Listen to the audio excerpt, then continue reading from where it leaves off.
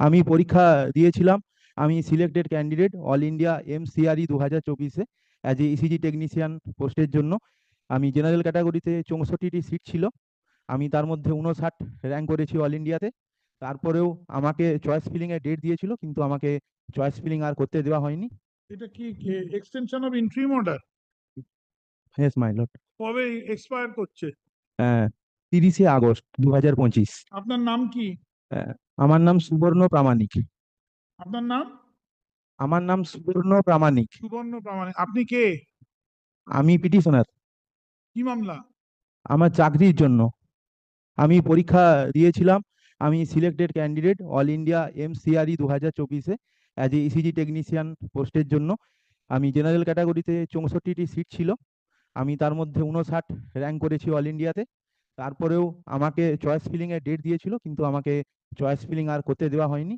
তাই আমি as a petitioner মামলা করেছিলাম, এবং তারপর আমার প্রথম যে অর্ডারটা দেওয়া হয়েছিল সেখানে আমাকে চয়েস ফিলিং করার জন্য সুযোগ দেওয়া হয়েছিল। তো ওনারা আমাকে মেল করে এবং আমি চয়েস ফিলিং করে দিই।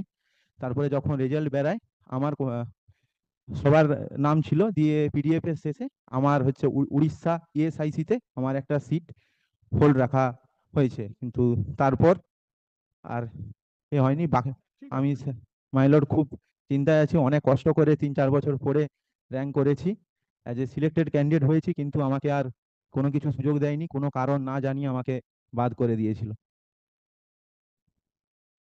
আর আমি আপনার কাছে হ্যাঁ আমি আপনার কাছে অনুরোধ করছি যাতে এই মামলাটা আমার তাড়াতাড়ি নিষ্পত্তি হয়, এবং আমি যেন আমার প্রাপ্য আমার যোগ্য চাকরিটা যেন আমি খুব তাড়াতাড়ি যত সম্ভব পেতে পারি। আজ অনেক দিন হয়ে গেল মাইলর, আমি খুব চিন্তায় এবং মানসিক চিন্তায় হয়ে যাচ্ছি, যেহেতু আমি পড়ে করেছি।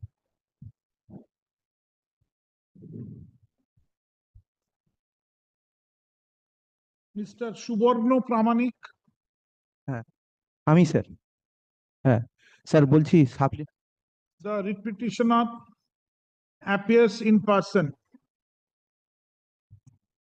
praying for extension of interim order for the time being,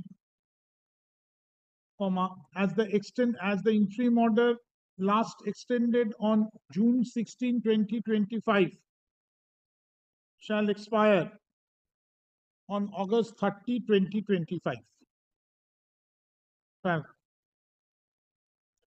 He further submits that in view of the resolution adopted by the bar